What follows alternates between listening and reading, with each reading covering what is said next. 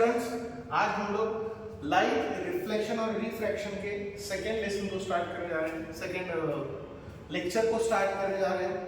कल हम लोगों ने लाइट से रिलेटेड बहुत से बेसिक थिंग देखे जो हम लोग प्रीवियस क्लासेस में पढ़ते हैं, जैसे like 6th standard, 7th standard, 8th standard, 9th standard में।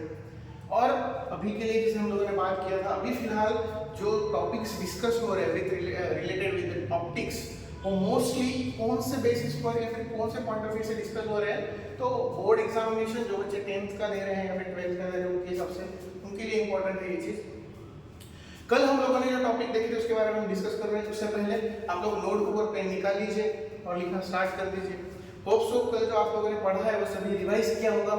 आप लोगों ने जो भी छोटी छोटी चीज़ें हैं उसे नोट डाउन किया होगा, और जो भी अगर डाउट है तो आप बता सकते हो, हम उसे यहाँ पर डिस्कस करेंगे अभी या फिर जो भी है नेक्स्ट लेक्चर में, जैसे भी पॉसिबल है हम उस चीज़ को डिस्कस जरूर करेंगे। ठीक है, तो लास्ट में हम लोगों ने जो देखा था पहले एक बार उसे रिवाइज कर लेते हैं।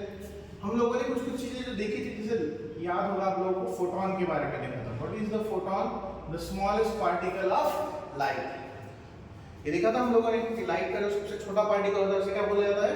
फोटोन बोला जाता है। उसके बाद हम लोगों ने देखा था कि लाइट के छोटे छोटे फोटॉन्स मिलाकर क्या बनता है? रे बनता है। रे ऑफ लाइट देखा था हम लोगों ने। रे ऑफ लाइट क्या होता है? तो ray of light is the collection of the photons, ऐसे बोल सकते हैं हम लोग, जो एक डायरेक्शन में एरो के हिसाब से दिखाया जाता है, उसे बोलते हैं रे ऑफ लाइट। उसके बाद देखा था आपने beam of light. Beam of light के बारे में आपने क्या पढ़ा था? It is the bundle of the रे, मतलब इसका मतलब पहले फोटॉन, फोटॉन से मिलकर रे बनेगा, रे से मिलकर बीम बनेगा, ये आप लोगों ने पढ़ा था। फिर उसके बाद हम लोगों ने इसी चीज से रिलेटेड कुछ कुछ ऐसी प्रॉपर्टीज देखी। फॉर एग्जांपल आपने कौन सी प्रॉपर्टी देखी थी? लीनियर प्रोपगेशन प्रॉपर्टी, जिसमें हमने लिखवाया था कि light will be always travel in the straight line, light always travel in straight line. But ये भी हमने डिस्कस किया था कि ये जो प्रॉपर्टी है लीनियर प्रोपगेशन प्रॉपर्टी, वो सिर्फ सिंगल मीडियम के लिए एप्लीकेबल है। ठीक है ना? वो जब दो अलग अलग मीडियम से ट्रैवल करेगा तब उसका जो प्रॉपर्टी होगा वो चेंज होगा। वो लीनियर प्रोपगेशन प्रॉपर्टी फॉलो नहीं करेगा, वो रिफ्रैक्शन को भी फॉलो करता है। ठीक है, उसके बाद हम लोगों ने जो डिस्कस किया था वो जो नेक्स्ट पॉइंट था, लीनियर प्रोपगेशन प्रॉपर्टी के बाद लाइट की स्पीड जो कितनी थी? 3 × 10⁸ मीटर पर सेकेंड। ये भी देखा था कि light is a EM wave which does not require any medium, उसे कोई मीडियम की जरूरत नहीं है। फिर उसके बाद आप लोगों ने देखा था लाइट की ये सारी प्रॉपर्टी होने के बाद हम लोगों ने फिर लास्ट में जो था वो डिस्कस किया था रिफ्लेक्शन। रिफ्लेक्शन के बारे में देखा था। क्या होता है reflection? Reflection is a property of light by which it will, whenever it will be incident on a polished surface like mirror, it will be comes back in the opposite direction with the same angle. That means incidence angle और reflection angle same रहेगा। यहाँ पर laws of reflection भी देखे थे, और reflection के लिए कुछ नोट्स लिखवाई थी सबसे लास्ट के 5 मिनट में। वो जो नोट्स थी वो बहुत इंपॉर्टेंट थी बच्चों को एक विजन के हिसाब से। सिर्फ नोटबुक में या जो बुक में दिया है वही फॉलो नहीं कर सकते हम लोग। जैसे बहुत सारी चीजें हैं जो शायद बुक में ना दी हो, या फिर ऐसा है कि वो चीजें हमें खुद कहीं ना कहीं से कैरी करनी होगी। जैसे for example laws of reflection में ये लिखा था हमने, laws of reflection is applicable on all the surface, that means plane mirror, spherical mirror सभी पर एप्लीकेबल है। Second thing, whenever the light ray will be incident on a surface, उसका wavelength change नहीं होगा, फ्रीक्वेंसी चेंज नहीं होगी, पर change जो होगा वो क्या होता है? Amplitude of light it will B change, intensity of light will be change. क्यों? जस्ट बिकॉज ऑफ जिस भी सरफेस पर लाइट इंसिडेंट करती है वो वहां से क्या होना स्टार्ट हो जाती है? हल्की सी एब्जॉर्ब होती है। मतलब ऑब्वियसली जब कुछ लाइट रेज एब्जॉर्ब कर लिए है तो आफ्टर रिफ्लेक्शन उतना इंटेंसिटी नहीं हो सकता उसका, सही ना? इंटेंसिटी अगर मान लीजिए पहले अगर 100% था, after reflection definitely light rays की जो इंटेंसिटी होगी वो मे भी 70%, 80%, डिपेंड करता है कि वो जो भी सरफेस था जिस पर लाइट इंसिडेंट की थी तो उसने कितना लाइट एब्जॉर्ब किया है उस पर डिपेंड करेगा कि जो रिमेनिंग लाइट है वो रिफ्लेक्ट होगा। ये सारी चीजें आपने कल के लेक्चर में देखी है। अब ये नोट डाउन कीजिए कि आज के लेक्चर में हम लोग क्या डिस्कस करने वाले हैं।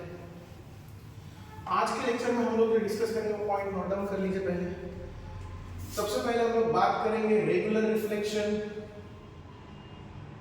रेगुलर रिफ्लेक्शन, दूसरा irregular reflection,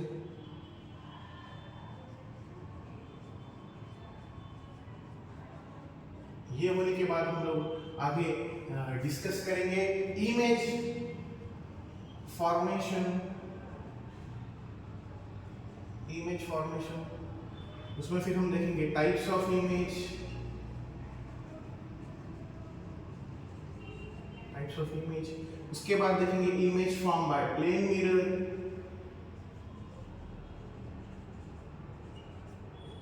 image form by plane mirror.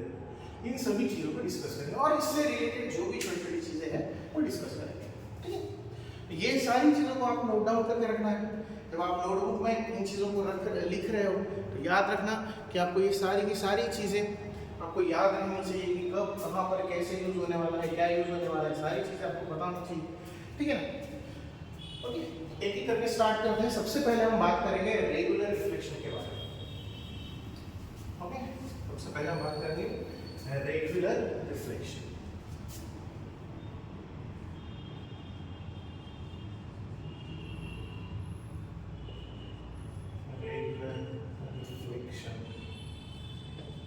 What is meant by regular reflection?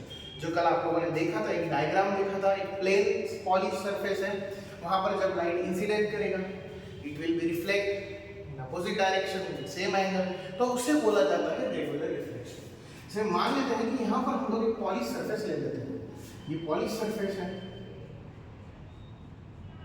अब इस पॉलिश सरफेस पर हम कुछ नॉर्मल्स ड्रॉ करके, सपोज एक लाइट रे यहाँ से आ रहा है तो इंसिडेंट कर रहा है इस पर, प्लेन मिरर पर इंसिडेंट कर रहा है कुछ इस तरीके से, इसका एंगल आई है और वो यहाँ से रिफ्लेक्ट होकर जा रहा है, उसका रिफ्लेक्शन का एंगल क्या है, आर है।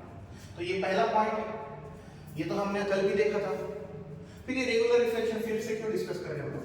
और एक पॉइंट ये नीचे हो सकता है, जरूरी नहीं है कि एक सरफेस पर सिर्फ एक ही लाइट इंसिडेंट कर रही हो, multiple, whenever we will switch on any source of light, जब भी हम कोई भी सोर्स ऑफ लाइट को ऑन करते हैं तो एक लाइट रे नहीं निकलता, वहां से नंबर ऑफ लाइट रेज बाहर की तरफ निकलते हैं, scattered in all the direction, her direction में लाइट रेज जाता है। तो इसका मतलब हर डायरेक्शन में कुछ ना कुछ अमाउंट ऑफ लाइट रेज गया ही होगा। तो हम लोग वही चीज कर रहे हैं कि मान लीजिए यहाँ पर कोई लाइट सरफेस है, तो सॉरी लाइट सोर्स है, तो वहां से नंबर ऑफ लाइट रेज निकल रही है। तो ये एक हो गया, तो एक दूसरा और देख लेते हैं। तो मान लीजिए दूसरा वाला लाइट रे ये इंसिडेंट कर रहा है, ये भी इंसिडेंट कर रहा है, ठीक है, वहां से निकल के इधर की तरफ जाएगा, वही एंगल आई, एंगल आर। एक ऑब्जर्व कीजिए, ये जो इंसिडेंट रेज है ये एक दूसरे को पैरेलल है और जो रिफ्लेक्टेड रे वो भी एक दूसरे को पैरेलल है। और एक ले लीजिए, ठीक है, वहां पर फिर से एक बार आप लोग एक और लाइन ड्रॉ कर लीजिए, इंसिडेंट रे, ये एंगल आई बनाएगा और यहां से निकल के जाने वाला एंगल आर बनाएगा। समझ में आ रहा है सभी को? इसका मतलब एक ऑब्जर्व कीजिए, ये लाइन और ये लाइन, ये तीनों लाइन एक दूसरे को क्या है, पैरेलल है। दैट मींस जितनी भी इंसिडेंट रेज उस रेगुलर सरफेस पर होगी, उस पॉलिश सरफेस पर होगी, all the incident rays are parallel to each other and all the reflected rays are also parallel to each other। अगर ये कंडीशन है तो ही उसे क्या बोला जा सकता है, regular reflection. That means we can say that whenever all the incident rays are parallel to each other as well as all the reflected rays are also parallel to each other, so the reflection is termed as regular reflection। उसे क्या बोल सकते हैं आप, regular reflection बोल सकते हैं। Note down कर लीजिए, the reflection in which all incident rays are parallel to each other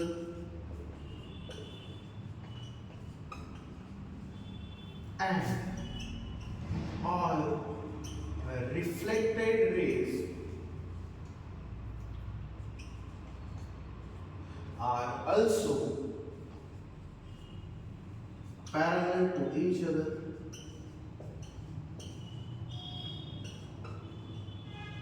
then it is termed as regular reflection। इसे क्या बोला जाएगा, रेगुलर रिफ्लेक्शन बोला जाएगा। इसके नोट डाउन कर लीजिए,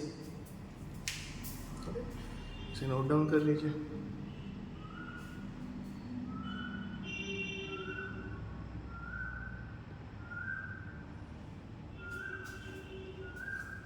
हो गया नोट डाउन, ये रेगुलर रिफ्लेक्शन हो गया आपका। हाँ, दूसरे पर आते हैं हम लोग, इर्रेगुलर रिफ्लेक्शन पर।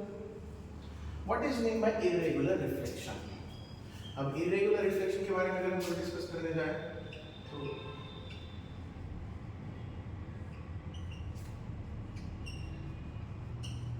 सीधी सी बात है, यहाँ पर पहला डिफरेंस ये दोनों केसेस में कि रेगुलर रिफ्लेक्शन जो है वो वेल पॉलिश सरफेस पर होता है, स्मूथ सरफेस है वहां पर होता है, और इर्रेगुलर रिफ्लेक्शन जो है वो कहाँ पर होगा? तो सीधी सी बात है, मान लीजिए ये जो सरफेस है वो वेल पॉलिश नहीं है या फिर वो रफ सरफेस है। जैसे एक ऑब्जर्व कीजिए आप कि ये जो रिफ्लेक्शन है, जो रेगुलर रिफ्लेक्शन, वो आप कहाँ पर ऑब्जर्व करते हो? आपके घर में जो प्लेन मिरर है वहां पर ये चीज आप ऑब्जर्व कर सकते हो। बट इर्रेगुलर रिफ्लेक्शन, जैसे मान लीजिए sometimes whenever you will goes to a place, ऐसी जगह पर जाते हो जहां पर आपने कभी बहते पानी में आपका रिफ्लेक्शन देखा हो, बहुत क्लीन वाटर है जहां पर आपका रिफ्लेक्शन दिख सकता है। मान लीजिए अगर वो बहता पानी है तो वो एग्जांपल है इर्रेगुलर रिफ्लेक्शन का, जैसे वो जब फ्लो में है तो इसका मतलब वो प्लेन सरफेस नहीं है, तो वहां पर भी आपकी इमेज तैयार होती है, आपकी इमेज फॉर्म होती है, और वो जो इमेज फॉर्म होती है वो उतनी क्लियर नहीं होती जितनी एक प्लेन सरफेस, एक रेगुलर सरफेस में होती है। तो इस मान लीजिए कि हम लोग यहाँ पर एक इर्रेगुलर सरफेस देख लेते हैं। इस इर्रेगुलर सरफेस में, इसे इर्रेगुलर सरफेस में मान सपोज पहला पॉइंट ये है, ये वो पहला पॉइंट है जहां पर लाइट रे इंसिडेंट कर रही है, ये लाइट रे इंसिडेंट हो रही है, एंगल आई, और दूसरी तरफ वो रिफ्लेक्ट भी हो रही है, उसका एंगल आर हो गया, एंगल आर। यहां तक ये पहली रे के बारे में हमने बात की। अब दूसरी के बारे में अगर बात करें तो जैसे जैसे सरफेस होता है, जैसे मान लीजिए कि इस सरफेस को हम थोड़ा सा और ऊपर की तरफ से लेते हैं, ऐसे लेते हैं, ठीक है ना, ऐसे, तो इसकी जो नॉर्मल होगी वो नॉर्मल आपको कैसे ड्रॉ करनी पड़ेगी? कुछ इस तरीके से, ठीक है। अब ये जो लाइट रे आ रहा होगा वो लाइट रे इस तरीके से आएगा, एंगल कुछ बनाएगा आए और उधर से रिफ्लेक्ट होकर जाएगा। तो बात ये है कि जब आप नंबर ऑफ लाइट रेज यहाँ पर ड्रॉ करोगे, नंबर ऑफ लाइट रेज जो आप ड्रॉ करोगे, एक इंसिडेंट रे और एक जो होगा वो रिफ्लेक्टेड रे, तो क्या होगा?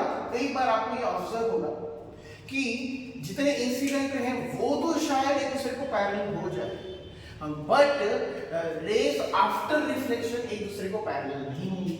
आप कहीं पर भी और एक जगह पर अगर कोई नॉर्मल रे निकाल कर देखेंगे तो वहां पर आपको एक ऑब्जर्व होगा, सपोज ये आपका नॉर्मल रे सॉरी, तो ये आपका इंसिडेंट रे है, उसका रिफ्लेक्टेड रे और कहीं पर होगा, तो रिफ्लेक्टेड रे हमेशा पैरेलल नहीं होगा, इसमें इर्रेगुलर सरफेस में, इर्रेगुलर रिफ्लेक्शन में उसे बोला जाता है जहां पर रिफ्लेक्टेड रेज एक दूसरे को पैरेलल नहीं। अब यहाँ पर रिफ्लेक्टेड रेज नोट डाउन कीजिए, ये एक रिफ्लेक्टेड रे है, ये दूसरी रिफ्लेक्टेड रे है, और ये तीसरी रिफ्लेक्टेड रे है, ये चौथी रिफ्लेक्टेड रे है।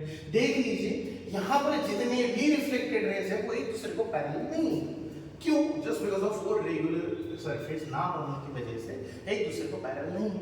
यही दोनों चीजें, यही एक चीज है जो इन दोनों को एक दूसरे से अलग करती है। तो यहाँ पर कैसे लिखोगे हम लोग, कैसे लिखेंगे हम लोग? The irregular reflection, irregular reflection observed in a rough surface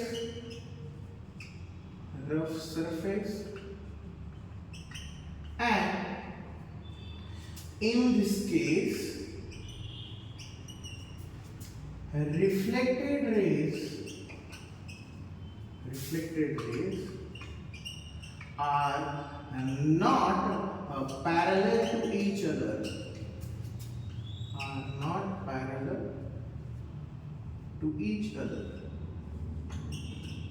obviously वो पैरेलल नहीं है, इसीलिए तो रिफ्लेक्शन उतना साफ दिखाई नहीं दे रहा है। हम लोग जब भी बात करेंगे तब यही होता है कि जो रेगुलर सरफेस है, प्लेन सरफेस है, वहां पर ये चीजें बहुत क्लियरली दिखाई देती है, हमारी जो इमेज बनती है ऑब्जेक्ट की वो बहुत साफ, बहुत क्लियर होती है, पर दूसरे केसेस में वो क्लियर नहीं होती। ठीक है, नोट डाउन कर लीजिए, 1 मिनट का वक्त देता हूँ।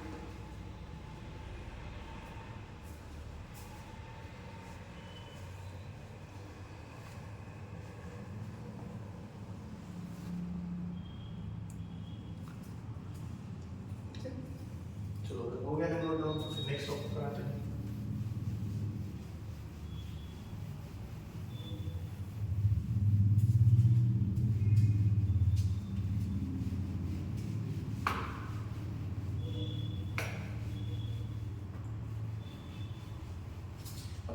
अब नेक्स्ट टॉपिक पर बात करते हैं। जैसे हम लोग है ना ऑब्जेक्ट को जैसे डिस्कस करेंगे, तो ऑब्जेक्ट कौन कौन से होते हैं। कई बार क्या होता है कि लाइट चैप्टर से रिलेटेड मिसअंडरस्टैंडिंग है बच्चों को, लाइट दैट मींस बस वही जो सोर्स ऑफ लाइट से निकलता है, ऐसा नहीं होता। कल हम लोगों ने जैसे देखा कि सोर्स ऑफ लाइट को भी 2 पार्ट में डिवाइड किया जाता है, ल्यूमिनियस सोर्स और non luminous source. That means जरूरी नहीं सिर्फ जो लाइट दे रहा है, जो सिर्फ लाइट प्रोड्यूस कर सकता है, वही सोर्स ऑफ लाइट है। Non luminous sources are also source of light ना। वो क्या कर सकते हैं कि जो लाइट के उन पर आ रहे हैं वो रिफ्लेक्ट करके सामने तक पहुंचा सकते हैं। तो इसीलिए जब भी हम ऑब्जेक्ट को डिस्कस करते हैं तो बहुत सारी चीजें होती हैं। हम जब सामने खड़े होते हैं मिरर के, तो वी आर द ऑब्जेक्ट्स और हमारा मिरर इमेज वहां पर फॉर्म होता है। बट कई बार बच्चों को यही कंफ्यूजन होता है कि हमारे बॉडी से कैसे लाइट रेज निकल सकती है, just because of we are opaque object ना। दैट्स व्हाई जितनी भी लाइट रेज हम पर इंसिडेंट करेंगी वो सारी की सारी रिफ्लेक्ट कर कर मिरर पे जाएगी, और इसीलिए आपका एक मिरर इमेज वहां पर फॉर्म होता है। ठीक है, तो यहाँ पर नेक्स्ट जो टॉपिक है वो होगा आपका ऑब्जेक्ट्स।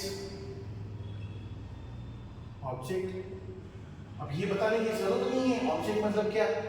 वही चीज जिसका आप इमेज फॉर्म करना चाहते हो या फिर जिसका इमेज फॉर्म होने वाला है, उसे आप क्या बोलते हो, ऑब्जेक्ट।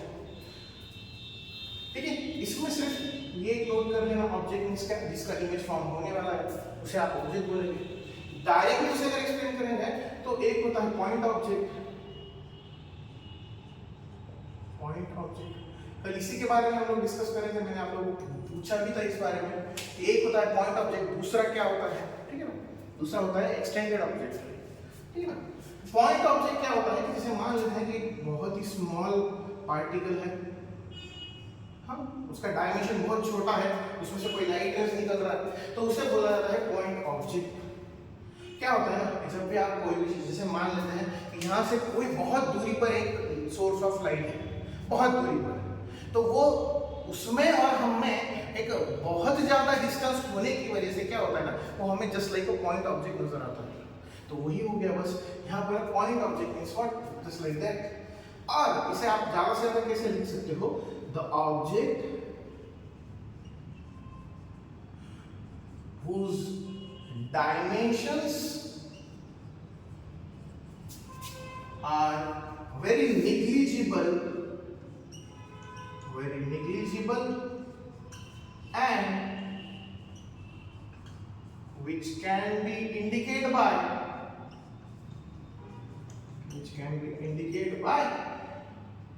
dot।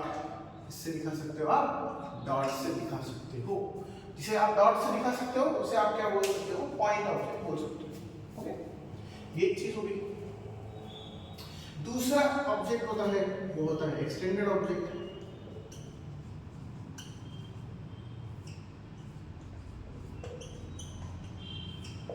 एक्सटेंडेड ऑब्जेक्ट में क्या लिख सकते हो, सीधी सी बात है, पॉइंट ऑब्जेक्ट छोटा होता है और एक्सटेंडेड ऑब्जेक्ट का कुछ ना कुछ डायमेंशन होता है। उसे आप लोग जब रे डायग्राम निकालोगे इस चैप्टर में तो कुछ इस तरीके से इंडिकेट करते हैं, जस्ट लाइक दैट। ओके, इसे बोला जाता है extended object.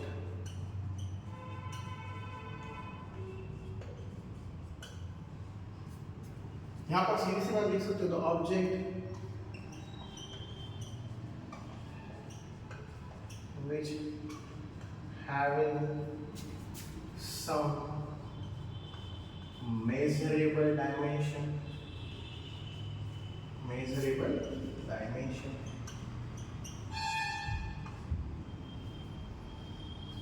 such object termed as extended object।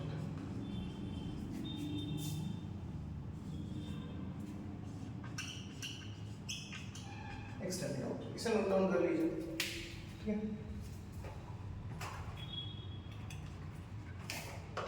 इसे नोट डाउन कर लीजिए पहले। क्लियरली है, जो पॉइंट ऑब्जेक्ट होते हैं बहुत डायमेंशनली बहुत निग्लिजिबल होते हैं, छोटे होते हैं, और जो आपके एक्सटेंडेड ऑब्जेक्ट्स होते हैं उनका जो डायमेंशन होता है वो बहुत मतलब इतना हो सकता है कि जिसको आप मेज़र कर सकते हो, जिसको डिफाइन कर सकते हो। जैसे मान लीजिए आगे आप जाकर ऑब्जेक्ट का हाइट, उसका डिस्टेंस आप मेज़र करोगे, उसे यूज़ करोगे फार्मूलाज में, मिरर फार्मूला, लेंस फार्मूला, जो भी आप इसमें यूज़ करने वाले हो, ठीक है। ये अगर नोट डाउन हो गया है तो आगे आते हैं।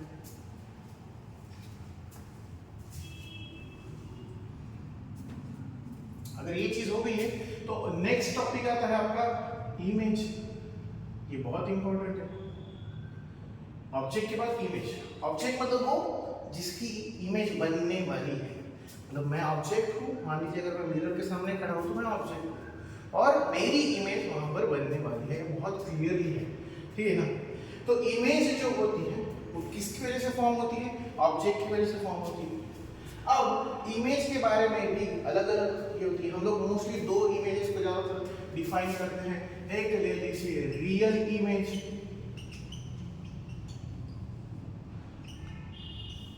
Real image. ये what is mean by real image? तो रियल इमेज जब लाइट रेज रिफ्लेक्शन के बाद कहीं ना कहीं किसी एक पॉइंट पर जाकर मिलेंगी तो वहां पर जो इमेज मिलती है उसे रियल इमेज बोला जाता है। एक ऐसी इमेज जो एक्चुअली लाइट रेज मेट होने के बाद मिलती है, जो स्क्रीन पर ऑब्टेन होती है, उसे क्या बोला जाता है? Real image. यहाँ पर मैं डेफिनेशन लिखवा देता हूँ। The image form bye reflected ray, image formed by reflected ray which actually meets after reflection, which actually meets after reflection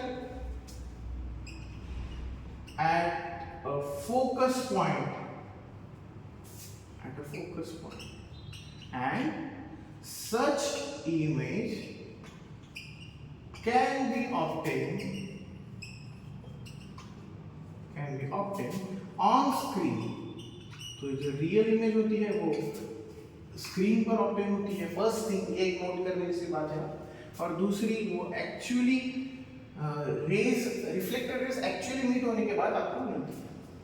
दूसरी एक इमेज ले लीजिए वर्चुअल इमेज। वर्चुअल इमेज क्या होता है? वर्चुअल इमेज मतलब ऐसी इमेज जो after reflection light rays actually meet नहीं होते, वो अपीयर्स होते हैं, फर्स्ट थिंग। सेकेंड थिंग वो स्क्रीन पर ऑब्टेन नहीं हो सकती, तो ऐसी इमेजेस को आप वर्चुअल इमेज बोलते हो। एग्जैक्टली इसका अपोजिट आपको लिखना है। क्या लिखना है? The image form, okay, in this case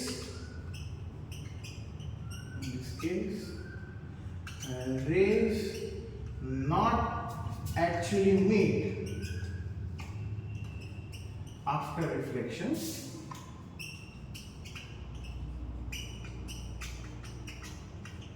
but it appears at point,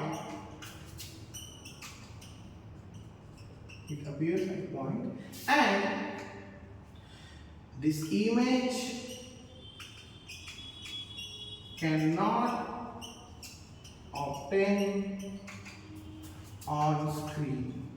ऐसी इमेजेस स्क्रीन पर ऑब्टेन नहीं हो सकती, तो उन्हें क्या बोला जाता है? वर्चुअल इमेज बोला जाता है। नोट डाउन कर लीजिए ये चीज।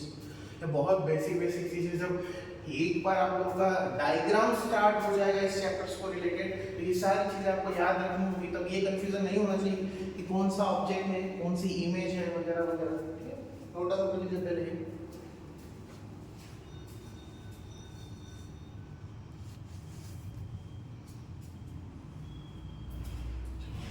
डन हो गया तो नेक्स्ट चीज पे आते हैं।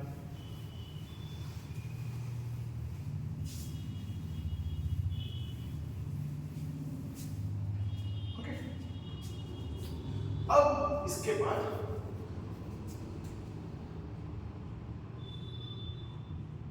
some basic definitions related with mirrors। Mirror से रिलेटेड कुछ बेसिक इंपॉर्टेंट डेफिनेशन है, उसके बारे में हम बात कर लेते हैं। अब यहाँ पर क्या होता है कि कोई भी मिरर जब आप यूज करते हो तो उन सभी मिरर्स के मोस्टली इनमें बहुत सारी डेफिनेशंस है जो स्फेरिकल मिरर्स के लिए ज़्यादा यूज होती है। तो क्यों यूज होती है उसका रीजन है स्फेरिकल मिरर्स के लिए। अब जैसे मान लो कि यहाँ पर हम लोग पहले एक लाइन ड्रॉ कर लेते हैं, एक लाइक सेंटर लाइन ड्रॉ कर लेते हैं। ओके, और ये यहाँ पर एक अभी फिलहाल के लिए हम लोग इस बात पर बाद में आएंगे कि ये बता देता हूँ इतना कि ये कॉन्केव मिरर है। किसे कैसे गेस करना है, क्या करना है, बहुत से बच्चों को इसको लेके डाउट होता है, क्योंकि जब हम डेफिनेशन बोलते हैं उसके बारे में हर बच्चा बोलता है कि यहाँ से देखोगे तो इनवर्ड नजर आएगा, इधर से देखोगे तो आउटवर्ड नजर आएगा। तो उसके बारे में बाद में बात करेंगे। फिलहाल के लिए कॉन्केव मिरर है, इतना समझ लीजिए। और सपोज इसकी एक एक डेफिनेशन को अगर देखना है हमें तो we can say that first definition is pole. ये आपका क्या होता है, pole. What is mean by pole? तो पोल के बारे में अगर डेफिनेशन बताई जाए, it is geometrical center of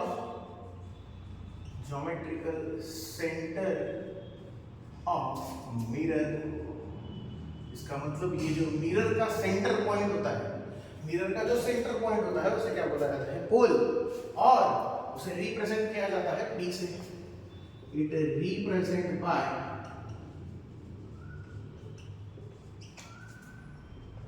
capital P, इसे P से दिखाया जाता है। अब आते हैं सेकेंड पॉइंट पर। ये सेंटर अगर समझ में आ गया है तो और एक सेंटर ले लीजिए, ये सेंटर ऑफ कर्वेचर होता है। मान लीजिए centre of curvature C। What is mean by centre of curvature? So suppose ये जो भी अगर हम लोग यहाँ पर एक लेयर नहीं लगाते तो ये तब तक के लिए कॉन्केव लेंस होती, क्योंकि वो ट्रांसपेरेंट होती थी। अभी के लिए वो मिरर है, बट सी ओवरऑल थिंग ये है कि ये जो स्फेरिकल सरफेस है कहीं ना कभी तो कट किया होगा। तो इसका मतलब उसे स्फेरिकली कट करने के लिए हमने एक पर्टिकुलर पॉइंट चूज किया होगा, वहां से उसे डायमेंशन लेकर कट किया होगा। तो बस ये वही सेंटर है जहां से इसका डायमेंशन फिक्स किया गया है। So we can see that centre of curvature. What is mean by centre of curvature? मैं इजी लैंग्वेज में लिखा कर दे रहा हूँ, आप चाहो तो इसे टेक्निकली भी लिख सकते हो, ठीक है। It is the point, it is the point from which spherical surface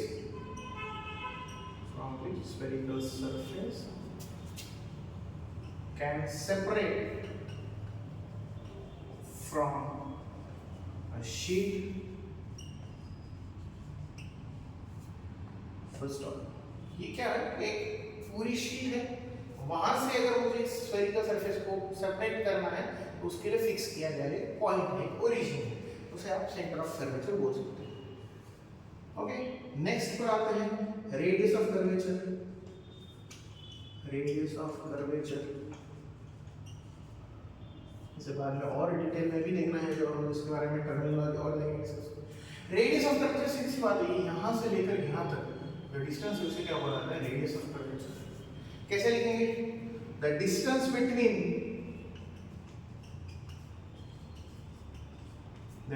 between centre of curvature and pole. Obviously ये C और P के बीच का जो डिस्टेंस होता है उसे क्या बोला जाता है, radius of curvature. Note down कर लीजिए।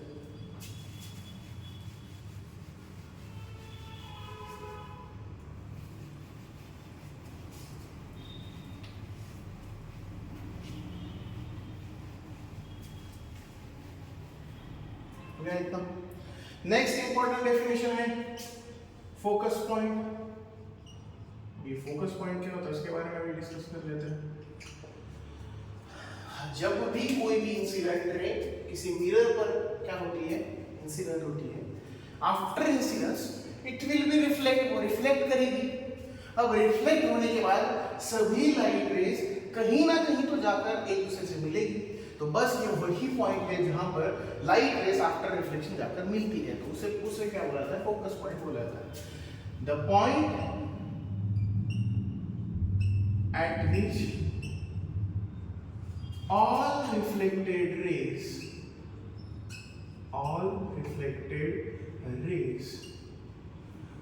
are meet together after reflection, the point at which all reflected rays are met together। एक बार वो रिफ्लेक्ट हो जाए सभी लाइट रेज, जैसे मान लो कि यहाँ से मैं अगर एक लाइट रेज ऐसे दिखा दूं, यहाँ से एक और लाइट रेज दिखा दूं ऐसे, और ये दोनों आफ्टर रिफ्लेक्शन कहीं ना कहीं क्रॉस होकर जाएंगे। अगर ये मान लो यहाँ पर क्रॉस हो रही है तो ये इसका क्या हुआ, फोकस पॉइंट हुआ, क्योंकि incident ray reflected ray, incident ray reflected ray दोनों यहाँ पर क्रॉस हो रही, उसे क्या बोला जाता है, फोकस पॉइंट बोला जाता है। इसका मतलब ये बात क्लियर है कि ये जो फोकस पॉइंट है वहां पर मोस्ट ऑफ केसेस, बहुत सारे ऐसे केसेस होते हैं जहां पर फोकस पॉइंट पर भी इमेज ऑब्टेन होती है, just because of after reflection that rays will be met there ना, देयरफॉर बहुत ऐसे केसेस है जहां पर इमेज यहां पर भी आपको ऑब्टेन होती है। ये एक पॉइंट हो गया। नेक्स्ट डेफिनेशन लेते हैं फोकल लेंथ। फोकल लेंथ क्या होता है, तो जैसे आपने अभी रेडियस ऑफ कर्वेचर बताया, रेडियस ऑफ कर्वेचर होता है distance between C and P, तो अब focal length is the distance between F and P. यहां पर कैसे लिखा सकते हो आप, the distance between focal point और focus point and pole of mirror, बस। ये जो इसे इंडिकेट कैसे करोगे आप, चाहो तो इसे इंडिकेट कर सकते हो पीएफ से, ओके, फोकल लेंथ को पीएफ से कर सकते हो, फोकस को एफ से दिखाना पड़ता है। किससे दिखाना पड़ता है, एफ से दिखाना पड़ता है। उसके बाद बात करेंगे आगे, लास्ट एक और, रिलेशन बिटवीन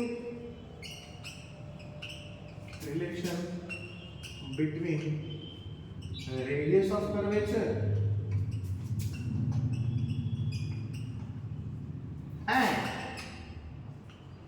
फोकल लेंथ, दोनों के बीच में क्या रिलेशन है ये फाइंड आउट करना है। Relation between radius of curvature और फोकल लेंथ। तो हमेशा याद रखना है जो रेडियस होती है वो फोकल के ट्वाइस होती है, मतलब यहाँ पर सीधी लैंग्वेज में लिख देता हूँ, radius of curvature is 2 times of focal length. ये याद रखना है आपको, रेडियस बड़ा होता है और इसकी फोकल लेंथ से। जल्दी से एक बार फिर से रिवाइज कर लेते हैं। What is the pole, it is the geometrical centre of the mirror. What is the centre of curvature, it is the centre of that spherical surface from which it will cut. एक पूरा plane sheet ले लेते हैं, उसको cut करने के बाद आप क्या कर सकते हो, उस सेंटर ऑफ कर्वेचर के थ्रू एक स्फेरिकल सरफेस बना सकते हो। उसके बाद रेडियस ऑफ कर्वेचर आपने लिया, distance between C and P, that means centre of curvature and pole, उनके बीच के डिस्टेंस को रेडियस ऑफ कर्वेचर बोला जाता है। What is the focus point, focus point that means एक ऐसा पॉइंट जहां पर आफ्टर रिफ्लेक्शन लाइट रेस एक दूसरे से मीट कर रही है, उसे बोला जाता है फोकस पॉइंट। फोकल लेंथ क्या होती है, फिर से डिस्टेंस है इन दोनों के बीच में, फोकस पॉइंट और पोल उन दोनों के बीच में। यहाँ पर इसे यहाँ से दिखा सकते हैं आप ऐसे, एफ स्मॉल एफ से या एफ पी से दिखा सकते हो। और लास्ट में relation between radius of curvature and focal length, that is radius of curvature will be always 2 times of the focal length. ये हमेशा याद रखना है, नोट डाउन कर लीजिए। फिर इसके बाद और एक टॉपिक देखेंगे।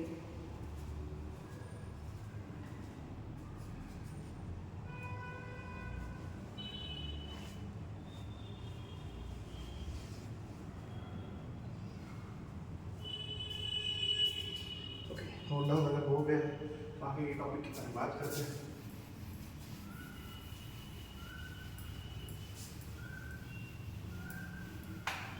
इसे टर्मिनोलॉजी ऑफ द मिरर भी बोल सकते हो। व्हाट इज बाय टर्मिनोलॉजी, और the terms which are related with a particular topic. कोई भी एक टॉपिक से रिलेटेड आप कोई भी पर्टिकुलर डेफिनेशंस जब देते हो आप उसे टर्मिनोलॉजी बोल सकते हो, ठीक है ना।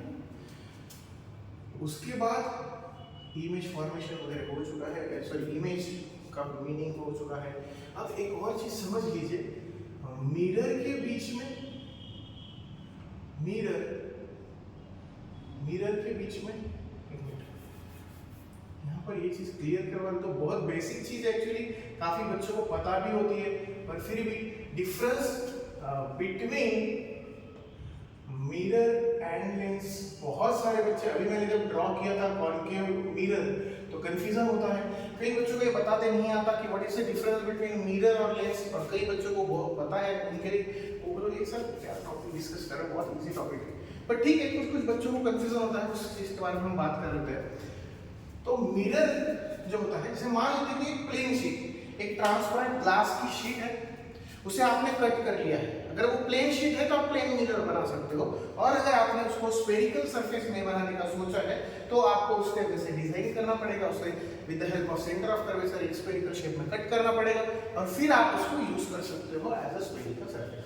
अपने हम लोगों के घरों में आप लोगों ने देखा स्पून यूज होता है, spoon that is also just like a spherical surface. आप अंदर की तरफ से देखोगे तो that is the concave surface, और बाहर की तरफ से देखोगे तो that is the convex surface, ठीक है। तो मिरर और लेंस के बीच में डिफरेंस ये होता है कि हम बोल सकते हैं कि यहाँ पर पहला lens is transparent medium, lens is transparent, mirror से लाइट क्रॉस नहीं हो सकती, तो mirror is a polish surface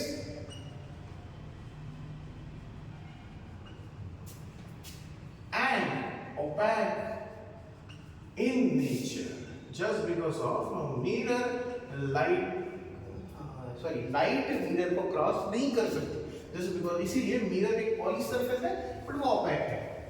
उसके बाद देखते हैं लेंस के बारे में। लेंस ट्रांसपेरेंट होती है, इसका मतलब हम लाइट दोनों तरफ से पूरी तरीके से पास हो सकती है, मिरर में आप लोग लाइट उस तरफ पास नहीं हो सकती, सिर्फ इमेज बना सकती है। लेंस के बारे में एक चीज ये नोट कीजिए, if you want to convert a transparent medium, if you want to convert a transparent medium into mirror, then silver metal layer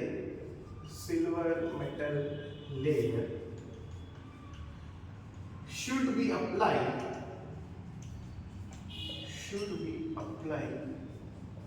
on it। जरूरी नहीं है सिर्फ सिल्वर मेटल की लेयर, और भी बहुत से मेटल की लेयर वहां पर लगाई जाती है, बस इतना ही है कि आपको क्या करना होता है कि जो एक ट्रांसपेरेंट मीडियम है उसे अगर आपको मिरर में कन्वर्ट करना है तो आपको एक मेटल की लेयर वहां पर लगानी होती है, उसके बाद वो ट्रांसपेरेंट नहीं रह जाता, वो एक ओपैक मीडियम बोलिए या फिर वेल पॉलिश सरफेस मिरर बन जाता है। अब उसके बाद नेक्स्ट टॉपिक पर आते हैं। नेक्स्ट इसमें और एक डिफरेंस ये होता है कि आगे जाने के बाद आप समझ पाओगे कि what is mean bye refraction. तो उससे पहले यहाँ पर एक बता देता हूँ, हमेशा याद रखना जब आप लेंस पढ़ोगे, लेंस से रिलेटेड आपको जो लाइट की प्रॉपर्टी पढ़ने मिलेगी वो होगी रिफ्रैक्शन। मतलब लेंस से क्या होता है, रिफ्रैक्शन होता है, और मिरर से क्या होता है, मिरर से सिर्फ रिफ्लेक्शन होता है। ये चीज याद रखोगे, आगे जाकर इसमें और मॉडिफिकेशन आपको मिलने वाली 11th स्टैंडर्ड में, 12th स्टैंडर्ड में, बस वो अभी पता कि मैं आपको कंफ्यूज नहीं करना चाहता। लेंस ट्रांसपेरेंट होता है इसलिए उसमें से रिफ्रैक्शन होता है, और मिरर ट्रांसपेरेंट नहीं होता इसीलिए वहां पर सिर्फ लाइट रिफ्लेक्ट होती है। ये चीजें नोट डाउन करने जैसी है, ये चीजें नोट डाउन करके रखिए आपको, ठीक है। तो ये डिफरेंस है, बेसिक डिफरेंस है मिरर और लेंस में, जिसे आप दोनों को डिफरेंशिएट कर सकते हो, दोनों को अलग कर सकते हो एक दूसरे से। अदरवाइज काफी बच्चों को ये कंफ्यूजन होता है कि क्या फर्क होता है एक मिरर में और लेंस में। अब आपके बुक के हिसाब से अगर हम चाहें तो अब हम देखेंगे image formation by plane mirror. Okay, next देखेंगे हम image formation by plane mirror।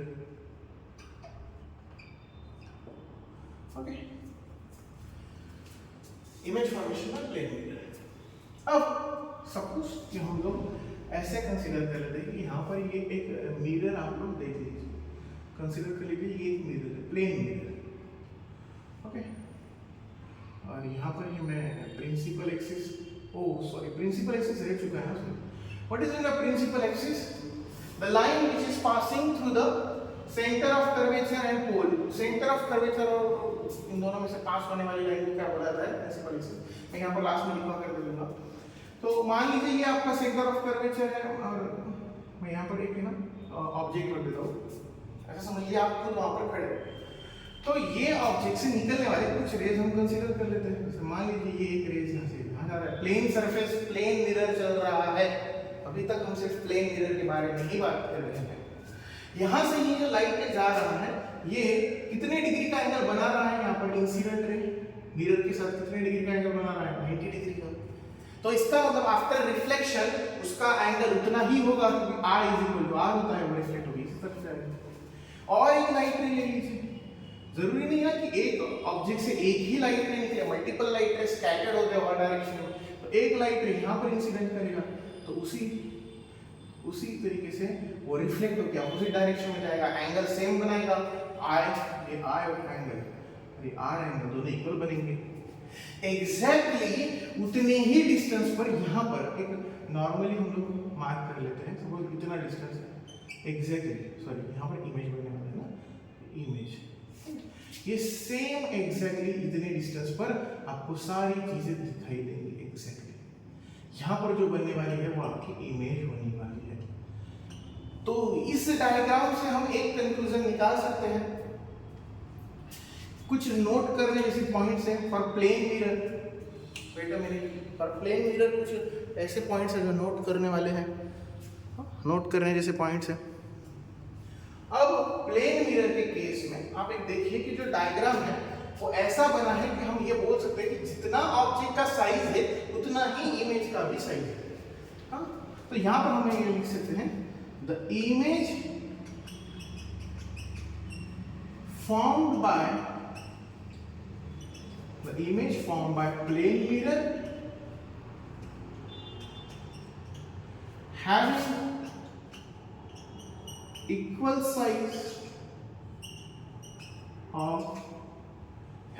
size of object, मतलब उन दोनों का ऑब्जेक्ट का साइज, यहाँ पर इन शॉर्ट दो वर्ड में होता है size of object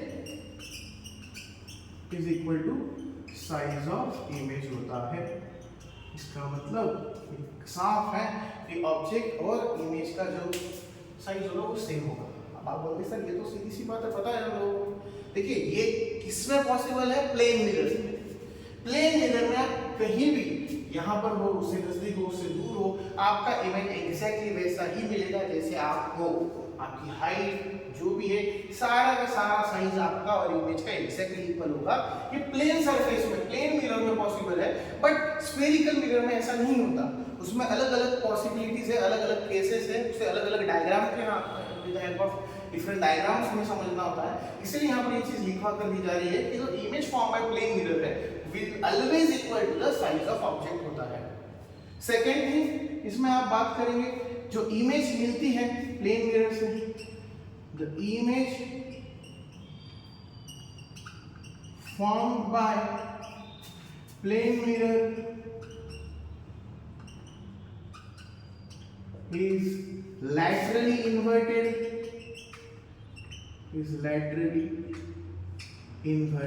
What is mean by laterally inverted? इस चीज को समझते हैं। laterally inverted के नीचे अंडरलाइन करके रखिए।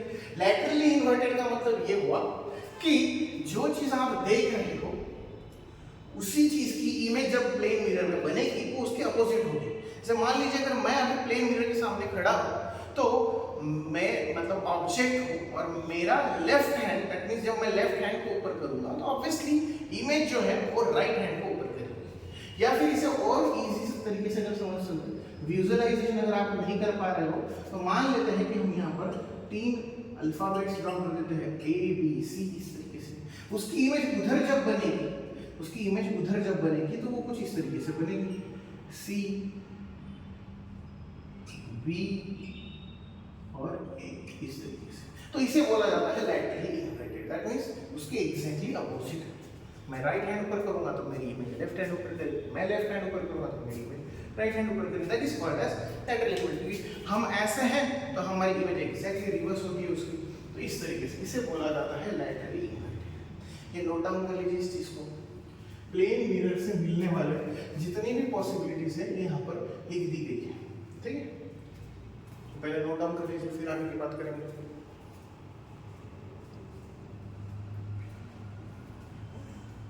अब बात करते हैं जो मिरर्स है उनके टाइप्स की। मिरर्स एक्चुअली होते कितने टाइप के हैं?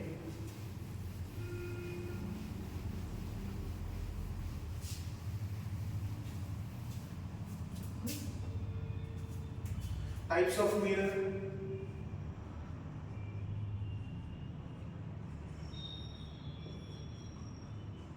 Types of mirrors. अभी यहां पर पहला टाइप होता है जो अभी आपने देख लिया, प्लेन मिरर। कैसे बनाया जाता है plane mirror? Whenever silver metal layer और aluminium metal layer will be applied on a plane glass sheet, it will be converted into plane mirror. एक नॉर्मल प्लेन ग्लास शीट है, उसको आप कन्वर्ट कर सकते हो मिरर में। उसके बाद दूसरा, प्लेन मिरर के बाद दूसरा होता है spherical mirrors. Spherical mirrors, spherical mirrors, इसमें दो टाइप होते हैं, एक कॉन्केव मिरर और एक होता है कॉन्वेक्स मिरर। अब इसमें देखिए ये कंफ्यूजन आज दूर करिए लोग कि कॉन्वेक्स और कॉन्केव में एक्चुअली फर्क क्या है, what is the difference between concave mirror and convex mirror. ये जो कर्व ड्रॉ किया है, इधर से देखोगे तो इनवर्ड है, उधर से देखो तो आउटवर्ड। पर ये जो आपको ड्रॉ करके दिखाया जाता है या फिर हल्का सा डार्क पोर्शन आपके बुक्स में दिखाया जाता है, वो जिस साइड में दिखाया गया है वो एक तरीके से ब्लॉक कर ली गई। मतलब मैंने अगर यहाँ पर हैचिंग लाइन निकाली है, मतलब यहाँ से लाइट आई भी तो कोई फायदा नहीं है क्योंकि वो ब्लॉक किया हुआ साइड है, वहां पर लेयर लगा दी गई है। मतलब अब कौन सी लेयर बची है फॉर रिफ्लेक्शन, वो ये साइड। इसका मतलब लाइट रेज यहाँ से अंदर की तरफ जाएंगी। जब बाहर आउटर सरफेस पर लेयर लगी है और लाइट रेज अंदर की तरफ जा रही है, इनसाइड द इनवर्ड कर्व की तरफ जा रही है, तो उसे बोला जाता है कॉन्केव मिरर। एक्चुअली डेफिनेशन कैसे लिखते हैं ना इसकी, देखिए कॉन्केव मिरर का डेफिनेशन क्या लिखा जाता है आपको, the mirror which having inward curved surface, reflecting surface, the mirror which having inward curved reflecting surface, उसे इस कॉल्ड एज कॉन्केव मिरर, उसे बोला जाता है कॉन्केव मिरर। आज के बाद हमेशा याद रखना, आउटर लेयर, आउटर साइड में अगर ये लगा है, कोटिंग लगाई है और जो रेज है वो अंदर इनवर्ड सरफेस ही यूज होने वाला है, तो उसे बोला जाता है कॉन्केव। फिर से वही डायग्राम निकाल रहा हूं, देखिए थोड़ा मिडल में निकालता हूं, बट अब की बार क्या कर रहा हूं मैं, अंदर का जो है उसे पॉलिश सरफेस, उसे लेयर लगा दे रहा हूं। इसका मतलब आउटर लेयर को ही अब आप यूज कर सकते हो फॉर रिफ्लेक्शन। अब क्या हो गया, अब ये कौन सा मिरर बन गया, कॉन्वेक्स मिरर बन गया, जस्ट बिकॉज़ ऑफ मैंने इनवर्ड कर्व को ब्लॉक कर दिया और आउटवर्ड कर्व को मैं यूज कर रहा हूं, इसीलिए यहां पर ऐसा लिखा जाता है the mirror which having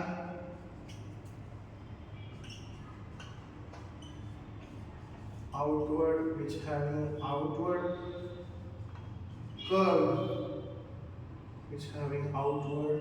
curve reflecting surface, उसे बोला जाता है कॉन्वेक्स मिरर। अब यहां तक सभी चीजें बेसिकली आप अगर समझ गए हो, तो नेक्स्ट लेक्चर में, कल के लेक्चर में हम लोग ये डिस्कस करेंगे कि image form by the concave mirror, image form by the convex mirror, उसमें अलग अलग रूल्स है, 3 रूल्स देखने हैं हमें, फिर उस रूल्स के हिसाब से रे डायग्राम्स ड्रॉ करना हमें सीखना है। तो याद रखना यहाँ तक ये चीजें जितनी भी है प्लेन मिरर से रिलेटेड थी, अभी जस्ट हमने कर्व सरफेस स्टार्ट किया है। नेक्स्ट लेक्चर में हम लोग देखेंगे image form bye concave mirror and image form by convex mirror, applications of the concave mirror and applications of the convex mirror. So I hope so यहाँ तक जितना भी हमने पढ़ाया है वो आपको समझ में आया हो। जो भी कुछ अगर डाउट है, कोई भी आपके ओपिनियन है तो आप कमेंट बॉक्स में लिख सकते हो। और इस सारी चीज़ों को अगर नोट डाउन किया है तो अच्छे से रिवाइज कीजिए ताकि हर चीज़ आपकी क्लियर हो सके। बहुत ही इम्पोर्टेंट और बहुत ही वैल्यूएबल चैप्टर है आपके सिलेबस का, इसीलिए इस चैप्टर की छोटी से छोटी क्यूरीज को आप क्लियर कर ले ताकि ये आपको आगे आने वाले ईयर्स में भी बहुत अच्छे से हेल्प करेगा, अच्छे मार्क्स गेन करने के लिए। तो जो भी अगर आपको कोई डाउट होता है तो आप बता सकते हो, ठीक है। अब तक के लिए इस लेक्चर में यही, नेक्स्ट लेक्चर में हम देखेंगे image formation by the spherical mirrors. Next lecture में मिलते हैं, तब तक के लिए आप प्रिपरेशन करके रखिए, अच्छे से पढ़ाई कीजिए और कुछ भी रहा तो आप बता सकते हो। Thank you.